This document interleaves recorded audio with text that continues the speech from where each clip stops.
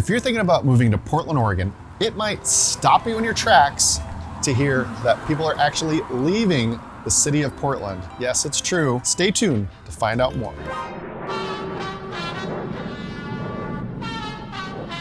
My name's Aaron Cullen, and this is Brianna Cullen, and together we have a real estate company right here in Portland, Oregon. Now, if you guys are thinking about moving out here, go ahead and reach out. If you want to find out more, we'd be happy to set up a Zoom and talk about Portland. Let's jump right into today's subject. Now, yes, people are leaving Portland. By Crazy. the droves. So when it comes to the data, since 2020, about 30,000 people have moved out of the Portland 30,000? metro. 30,000. That's a lot. And that represents about 1.2% population decrease per year. Since 2020. Since 2020. We can get into the data and where people are going on a high level. Of course, the data doesn't really tell us why people are moving. And so we can discuss anecdotes and some of the factors that have been at play over the last several years that we think probably are contributing to this dynamic. And then just to say that we're helping people move into the Portland metro every day. And so you really have to weigh all of this with what you're looking for, if you're thinking about moving here, or whether this is really relevant to you. But with that said, let's get into it. So as you just heard, the city of Portland,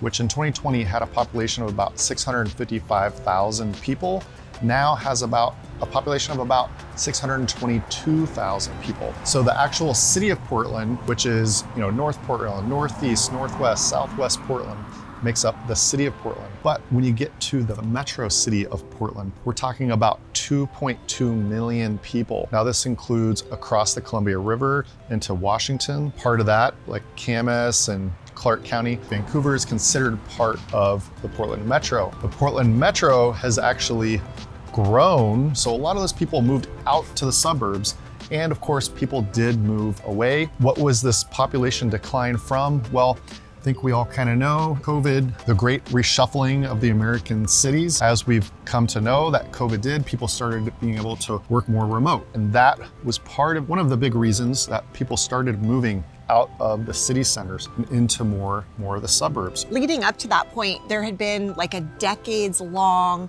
move back into city centers. So it's really interesting, when we were moving up to Lake Oswego from Los Angeles over 5 years ago, I kind of felt like we were going in the opposite direction from much of America. Mm-hmm. People really seem to be moving into city centers, downsizing into smaller homes. It was like, if you think back, tiny homes were really big then, and minimalism. And here we were going the opposite direction and buying like a bigger home in a small town. And I kind of wondered, like, why are we going in this opposite direction? And then interestingly, the pandemic hit about 6 months later, and the tide shifted in that direction. So people were moving out of city centers. People wanted bigger homes, more space. I think a slower pace of life, because life has become more stressful and hectic and busy and overwhelming on a lot of levels. And so the idea of having space and nature, people preferring more of a rural or suburban environment. There's been this suburban revival in the last 5 years. And so I think with that, it's almost like a tale of two cities, because the friends that we have and that we know that live in Portland, in some of those higher density, more urban neighborhoods in the Northeast, the Southeast, I don't think they would be surprised at all to know that on the balance, more people are moving out.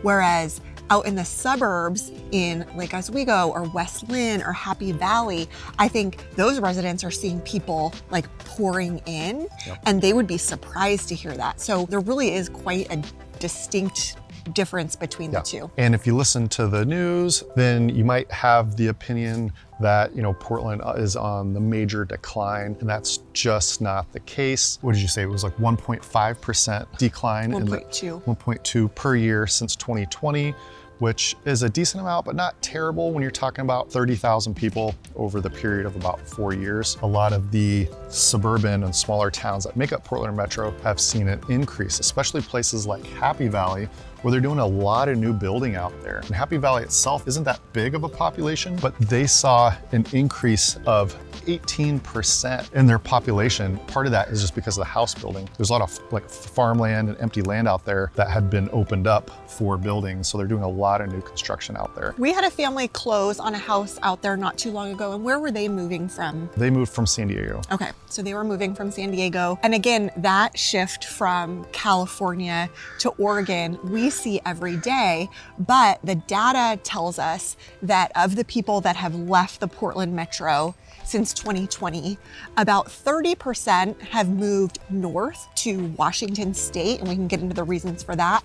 And about 19% have actually moved south to California. Now, on the Washington side, I think one of the big factors, potentially, or one that people point to, is cost of living, especially housing and taxes. Yeah, and one of the great advantages, if you're moving from out of state, you might consider moving to the Vancouver or Camas area because the taxes, there's no state income tax, which can save you right there. I mean, no state income tax, obviously that's a big savings. If you're gonna work in Portland, that income would still be taxed as if you live in Oregon. But if you don't live in Oregon and your company's not based in Oregon, then you wouldn't be paying that state income tax. It's actually a really unique situation. I don't know that there's anywhere else in the US that has such starkly different tax policies to metro areas that are connected by just the state line, which is a river here between Portland and Washington, where on the Washington side, like Aaron said, there's no state income tax.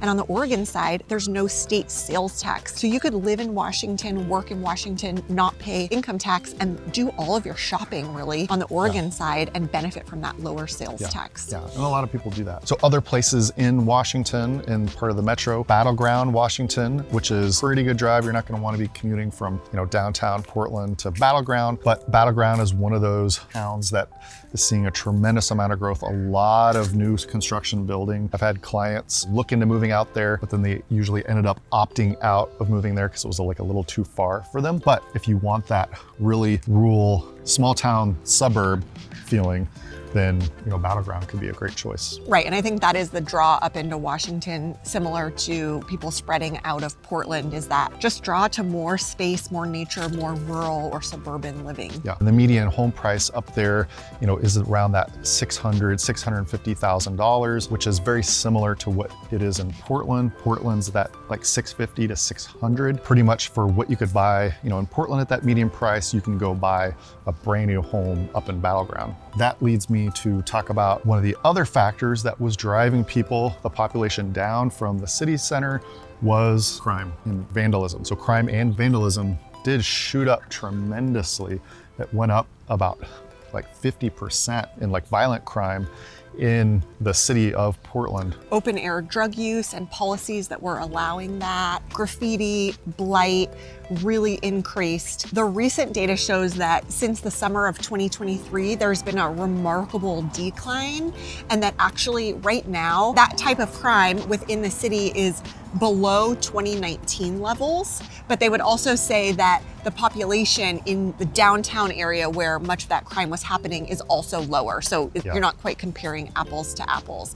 But I think for the people who were, raising families in some of the close-in areas of the Northeast and the Southeast, and it was really pocket by pocket how safe that felt. And some of them just reached a point where they just didn't feel that comfortable with their kids, playing in the front yard anymore. They were really wanting to get out of there. So actually in our daughter's first grade class this year in Lake Oswego, there are 19 kids in the class, and 2 of those kids moved from Northeast Portland to Lake Oswego this summer and are new to Lake Oswego this summer. So that's a pretty big percentage just, in a small class like that. But I was talking with one of the moms who moved from Irvington in the Northeast to Lake Oswego, and it was a really, really hard decision for them. Like, they loved Irvington and they actually run a small business in Lake Oswego, and it just started to feel silly to be making that commute.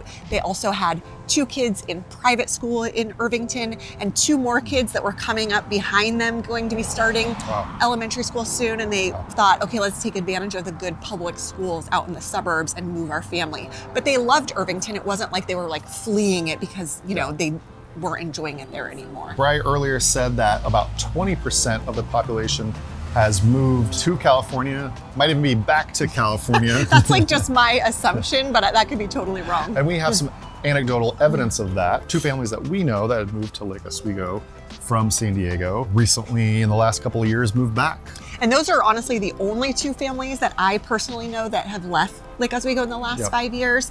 They had both moved up from San Diego and both had family there. And after about a year and a half in Lake Oswego, decided that they missed the sunshine and they missed their friends and family.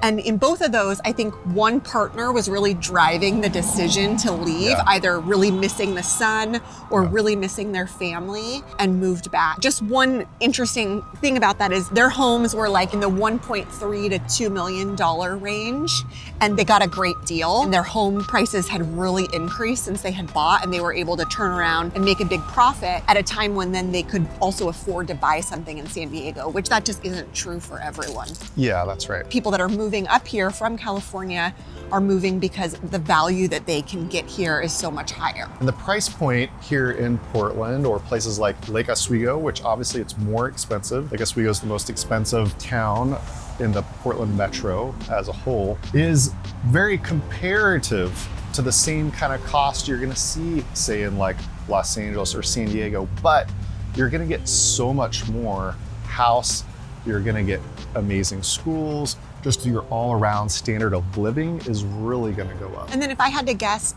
just again, thinking through what could drive some of that change to California, and the reason why I say, perhaps people are moving back to California, is that during the pandemic, as more and more people were able to work completely remotely, we're able to leave some of those expensive California metros and move to the Portland area where their money went farther and they had, a different quality of life.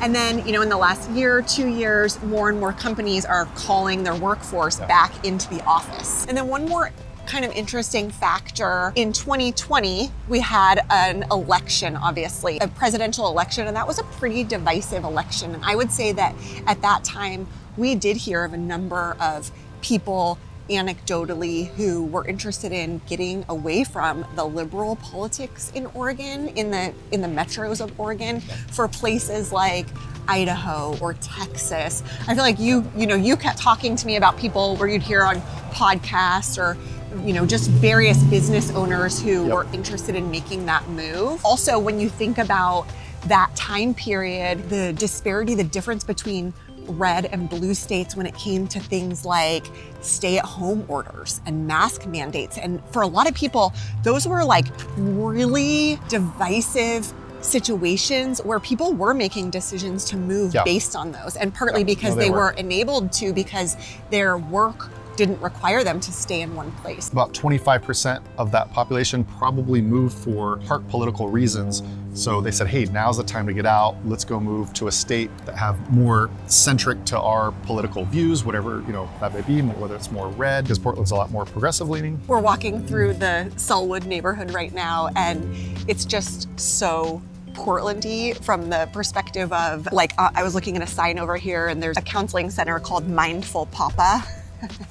Which feels so Portland. And then an acupuncture studio, a wellness boutique, children's thrift store. It just feels like truly a Portland neighborhood. Now, one of the good benefits, I think, from this shift in population and kind of shaking, I think, politicians up and the people who run the state on down to the citizens is that there's a lot of really cool projects in the works here in Portland to kind of revitalize, the whole aim is revitalization, get people going back down to the city centers and improving the life of the citizens in your everyday. And that starts with, hiring more police officers to doing some really cool renovation projects. We made a video about 2 big development projects. Was that our cherry blossom video? Yep. You could link to it. Yep. But yeah, absolutely, the investment. So you see this often when there's a downturn in a city, the people who love that place band together and want to bring it back and make the most of it. And one of the cool things that was just announced this morning is that there's going to be a